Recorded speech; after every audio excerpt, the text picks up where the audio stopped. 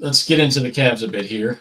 Donovan Mitchell, of course, agreed to his 3-year, $150 million extension. No surprise. I think everybody kind of knew that was going to happen. I've got a player option for the 27-28 season. The 3 years will take him into his 10-year service time, at which time he can re-sign another new max extension. This one just kind of blows my mind. 5 years, $380+ million. I just can't even fathom that. But that's what he's looking for. That's why he took the 4th-year option where he can opt out and re-sign with the Cavs for $380+ million, which is insane. I'd have to open up like 3 savings accounts to fit all that in. Right.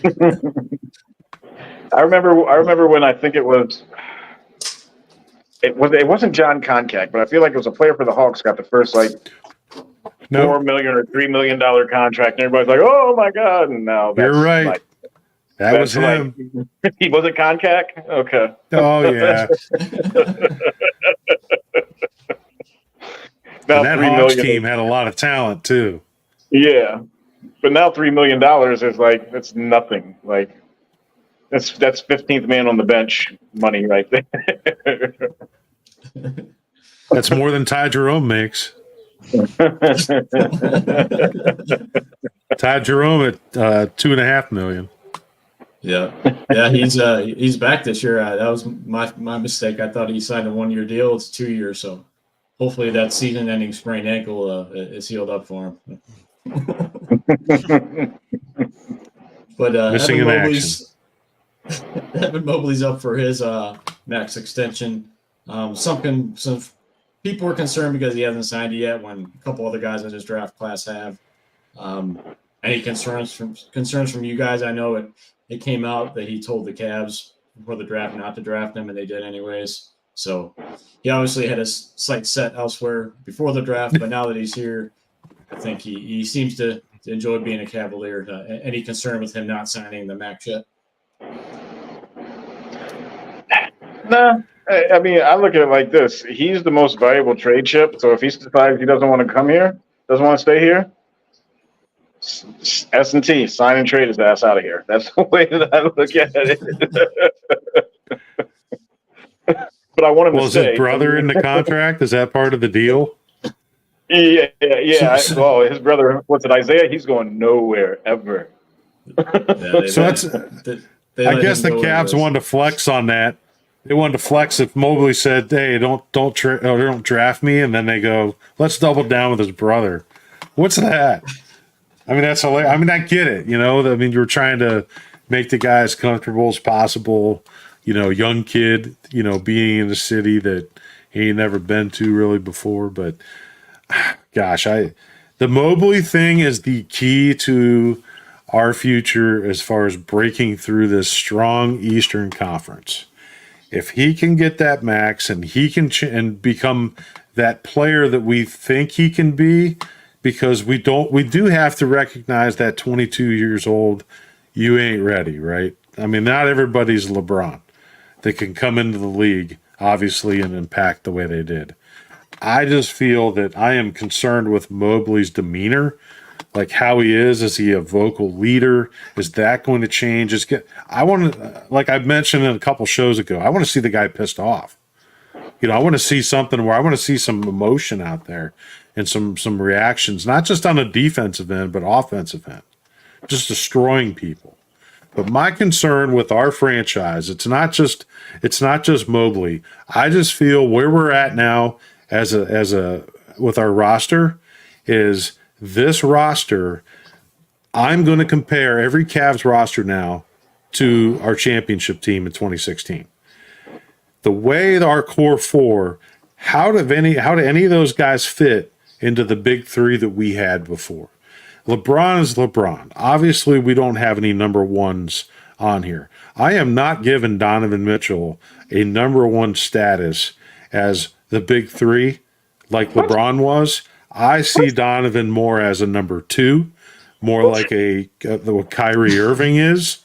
Kyrie was 2 to LeBron. And then the third one, I think between Jared Allen and Darius Garland And Mobley, right now, where he's at, I think you have a 2 with Mitchell and 3 threes. And the only way that we get better is that Mobley becomes a 2 to a potentially a 1. That's just where I'm going to stand. I just don't see this team do it. We didn't improve yet, right? We got Donovan back, but we didn't get better. We had him last year. You know what I mean? Yeah. So for me, we made a draft pick. That's been it. Yeah, that's where we're at. We haven't really did anything. Now I don't know that we can do anything based on the salaries and what's available in contracts. We've talked in the past about Brandon Ingram, but I heard Wendy say that he makes $16 million more a year than what Jaren Allen does. Well, he wants over $200 million too. He wants a max contract, which Holmes doesn't want to give him, and nobody else does either. And Wendy said you can have 2 max contracts and be solid, but the third one you better get it right, because if you're wrong on that, then the rest of the roster is going to suffer. I just, Taylor, I'll let you jump in, but I gotta shut James down on this. Did you not watch that man carry this team through when everybody was hurt? I'll put it this way. I kind of thought he was more of a number 2 as well. And it's not because it was because of the stuff that happened in Utah with those teams. I thought he was a baller, but I thought it was just kind of maybe a product of, having a big guy like Rudy back there and those teams being set up the way that they were. He convinced me, man. That man is an absolute animal. He is a beast. He is a top 15 NBA player, top 20 at worst in my mind. They made the deal for him, and the problem was we had to give up a whole bunch of assets. I get it, but when you have a chance to make a deal for a guy who can carry you like that, you got to do it. He's a 1 in my eyes. I agree with you. The other guys are 3s. I'll give you that all day long. But you calling that man a 2? Yep. No way. Here's why. No way. Here's how you become a 1. He can't affect the game as a 1 on the defensive end of the court. I mean, okay, but there are a lot of guys. Love wasn't that. Yeah, but there's a lot of guys who are scorers. I mean, I would say that Kyrie fits in between that 1-2 slot, and he's not a defensive player at all. And he might be the most gifted ball handler I may have ever seen in my life. I mean, he can get anywhere on the court he wants to. I mean, that's just the way he is. But defensively, he's not strong. But I mean, as far as like top options, like I said, to me, Spider's top 15, top 20 in the NBA. Yeah, so I can't wait to watch him in the Olympics. Oh, wait a minute, he's not. He's not. They only take how many guys? They only take how many guys? Yeah, but who they just pulled? They just pulled the guy from the. Who's the guy from the Celtics? Who's the guy from the? They took Drew Holiday. Yeah. They took him for defense. Right. So then why is Donovan plays defense? James, are you trying to tell me Tyrese Halliburton is better than Donovan Mitchell? If you do, I will jump through the screen right now. Not from a scoring standpoint. Get him, Taven. Get him. Well, yeah, I think Mitchell's a 1. Obviously, he carried the team from last year. He had 71 points. I agree that Allen's a 3. Regular season. I think Mobley's a 3, but I don't think Garland's even a 3. I think Garland's more like a 5. And at least the way he played last year, especially with Mitchell, I think you got to deal Garland somehow, because him and Mitchell just don't mesh together. The 2 guards don't kind of work. I think Dallas is really the only team that makes the 2 guards work, and Luka's not even really a guard. He's more of a forward. Yep. But I don't know. I don't think Mitchell's a 2, because if he's a 2, then you're gonna have to get a top 10 player. And then what are you going to have to give up? Mobley, Garland, and then probably somebody else. And then you're not really going to have a bench. I think the era of super teams is also kind of dead, too. I mean, you look at the 2 teams that went to the finals. The Mavericks had Luka and Kyrie, and who was even the third? Derek Lively? And then Boston had Tatum and Brown and White, and the rest of the team was solid, but they didn't have like a standout 3 player. So Everybody on Boston can guard and defend. That's the thing that the Cavs don't have. They have big wings, and everybody can play off. They can score and play defense. And until the Cavs get a wing, like I've been screaming for, the Cavs have. I've said it. I don't know how many podcasts. The Cavs have not had a legit 3-man that's not LeBron in my lifetime. I don't think. Honestly, like the guys that we looked at back at Ron Harper, he was a 2. Larry Nance, he was more of a 4. I'm trying to think who else. Obviously, Mark Price is a guard. I mean, who's the best 3-man we've seen? Darius Miles? Like, I mean, really? we call J.R. J.R. Smith a 2 or a 3. J.R. Smith's a 2. He's a 2. Yeah, he's a 2. Yeah. Yeah, I agree as well. Mitchell's a 1 in my mind. I think, like Clarence, they have a 1 and 3 threes. I think Mobley has the potential to be a 1. Garland, after last year, yeah, I could, like David said, I could label him a 5, but they have to trade. In my mind, they have to trade either Garland or Allen or both, and build around Mitchell and build around Mobley, because I just don't think the backcourt's going to work with those two. Maybe Kenny Atkinson can get more out of Garland than JB. He did. better. He's going to have to, because that's what they've got. When he comes back from France. That's my next point is, a lot of people are screaming, why aren't the Cavs making moves? Why aren't they signing guys? Why aren't they making trades? Right now, they're kind of strapped and they're waiting on the Okoro situation, because they gave him the qualifying offer for $11.8 million. So he's yet to accept that. If he accepts that, he'll play for that and then be unrestricted free agent next season. But they're allegedly talking to teams about signing trade deals. But as Mr. Windhorst pointed out, signing trade deals are a little difficult, because unless he signs a contract over $17.8 million, the outgoing salary goes off last year, which was, I think, $8.9 million, which means the Cavs can only take back half of that, which is roughly $4.5 million. What's that going to get you? Nothing. So you're going to have to include another guy like Harris LeVert. I know they're talking to the Nets about Cameron Johnson, who I would love. He's a 3-and-D. Also, Dorian Finney-Smith on the Nets, not quite as attractive. And also DeAndre Hunter from the Atlanta Hawks, because they're kind of in rebuild mode now. So that's the guys we're looking at. Like I said, it's going to be difficult. LeVert has some value being an expiring contract coming off the books after this year. So maybe a LeVert and a Okoro can get something like that done, and maybe you can get a big from one of those teams, because right now you've got Allen and Mobley. That's it. That's your bigs. Unless you count Niang and Dean. I don't. Niang could barely play at the YMCA the way he's conditioned. Yeah, you know what? And most of those guys you just mentioned in basketball card terms are called common cards, right? You don't even put a freaking plastic sleeve on their card. So I just, like I said, I don't know what's going to happen. The key to the entire season is what they get out of Mobley. Because we know what Jared Allen can do.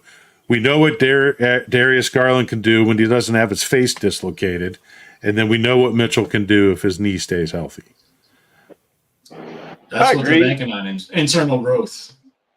Yeah, and that's what it's going to take, because, I mean, kind of like I said before, they gave up a whole lot to get a star in Mitchell. So they kind of strapped themselves.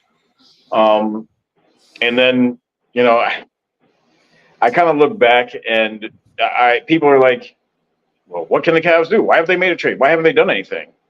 We just explained it. Like, they really can't at this particular moment without dealing Allen or Garland. I'm on team deal Garland. The playoffs was enough for me to watch that man get all the way to the bucket and turn it over or throw it off the backboard or whatever he was doing. Not scoring is what was happening, basically. So I'm okay with dealing him. But I feel like the only way that they are going to get better is, like we said, is Mobley, personally, him getting better. But if they can somehow swing some kind of deal, including Garland, to bring in, that 3-man, that 6'7", 3-and-D guy, and, I prefer a guy a little above a common card. Cameron Johnson, Cameron Johnson, he's all right. I'm a Carolina guy. Watch him play. He's more 3 than D, but he's got the size. I never really liked DeAndre Hunter ever. He's just not my thing. And I feel like Finney Smith is right outside of like this core age group, I guess. He's like, I think he's in his early 30s or something like that. I think he's 29, I believe. He's 29, okay. 29, 30. I mean, I don't know. He's just not the guy I think that would make a huge difference. And I feel like that's what the Cavs need to shoot for, as an actual difference maker. But again, if it's going to come through trade, we don't really have the assets to get that guy in my eyes, unless a star requests out or something like that. Then we got a shot. But yeah, I mean, let's go out, get that shooter next to Donovan Mitchell. Clarence, I agree. Let's trade Darius Garland for Kalen Clark. Let's do it. Yeah. I was thinking more like Kevin Durant, but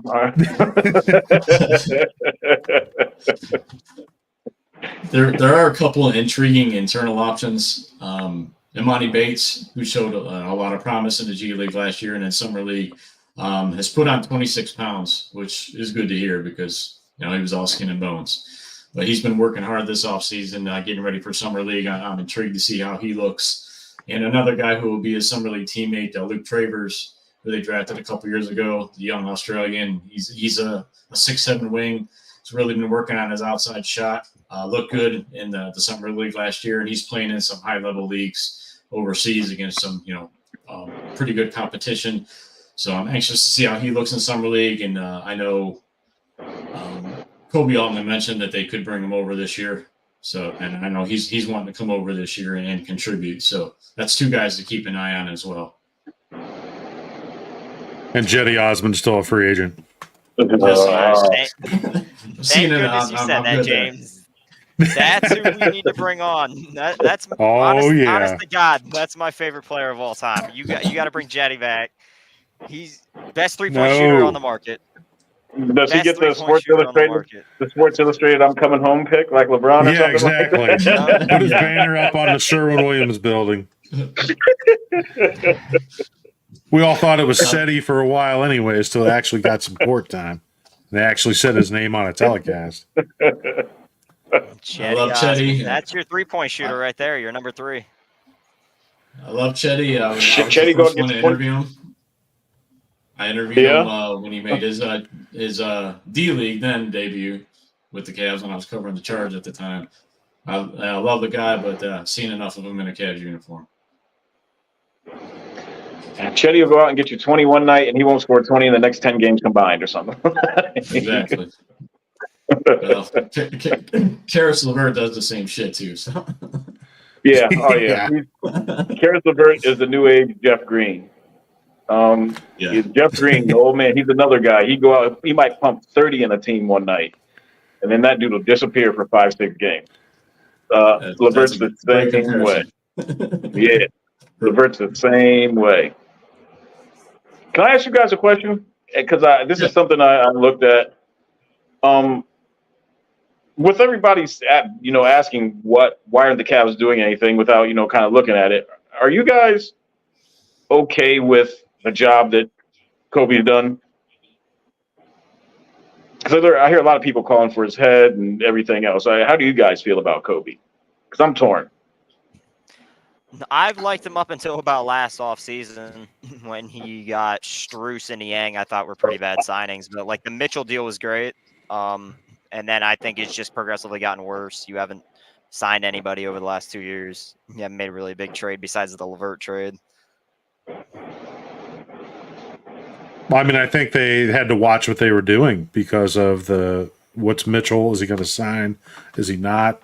You got Mobley's now his contract. So I think once I get that contract settled, I think we're going to be able to understand more what the roster is going to look like. But I see them maybe making some in-season trade potentially to help this roster, but I don't think there's anything left to be doing this offseason other than see what they want to do with Mobley and what Mobley wants to do with us.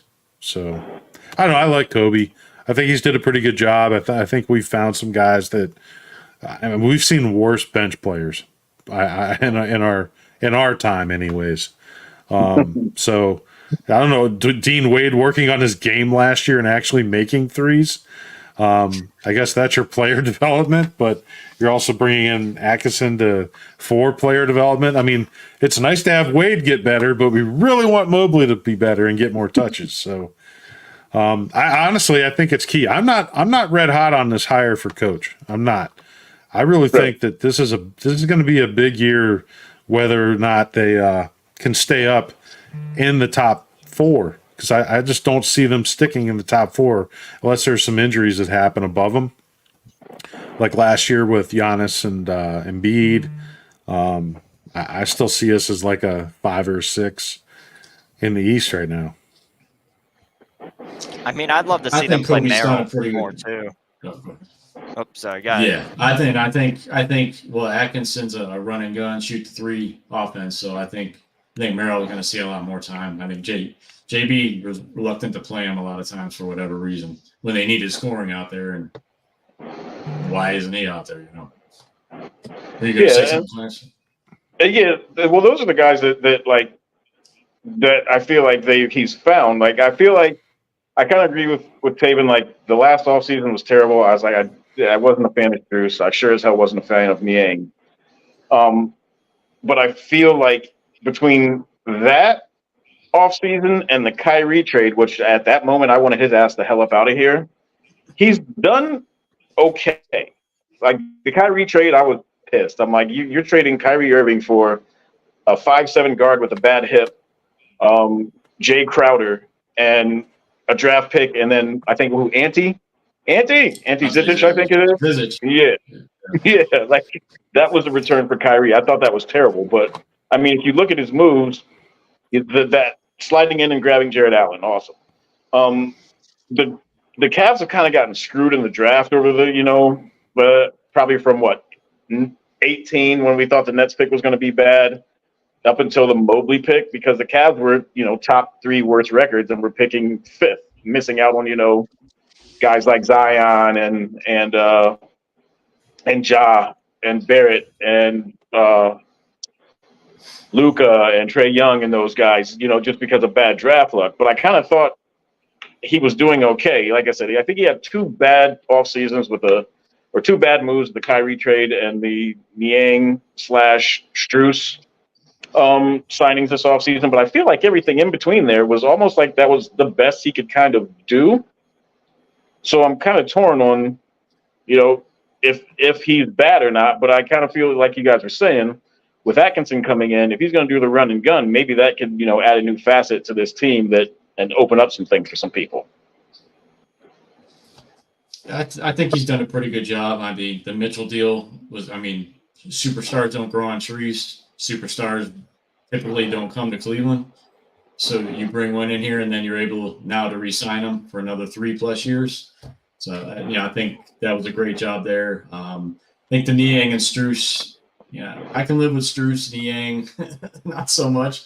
I think they were just so desperate to add 3-point shooting last year after that Knicks series that, they maybe reached on those 2, especially Niang. And Ty Jerome, don't forget about him. He was supposed to provide some 3-point shooting, but worst sprained ankle in NBA history took him out. So we'll see if he's able to come back from that. But other than that, he's done a good job of finding guys, diamonds in the rough. Going back to Lamar Stevens, undrafted guys, Craig Porter Jr. Who looks like he's going to be a really good player. And hopefully we'll see with Jalen Tyson. That it's been good feedback on him so far, and hey, maybe DJ Burns will turn into something. Signing them to the summer league, maybe we can get him on a 2-way deal with the Charge, and maybe he can develop into something. We'll see. But He's yeah, 6'8". I think he's done. Yeah, he's 6'8". He's a little undersized. Yeah. He lost a lot of weight though from his tournament play. He I ate read up that. Zach Edey though. He schooled Zach Edey at Purdue. You know, Clarence, you mentioned a name, and I was just on his Wikipedia. Ja Morant. Talk Bro. about somebody that needs a change of scenery. And if you're going to Man. go two smallish guards in the backcourt, he's an inch, but he's a huge 1 inch taller than Darius Garland. Darius Garland's from Tennessee. Works Talk for about me. a homecoming there. Works for me. Now, of course, that wouldn't be straight up. We'll throw in Niang. Yeah. The icing on the cake. That brings the trade Let's value do a down. let's do a mega deal for John Morant.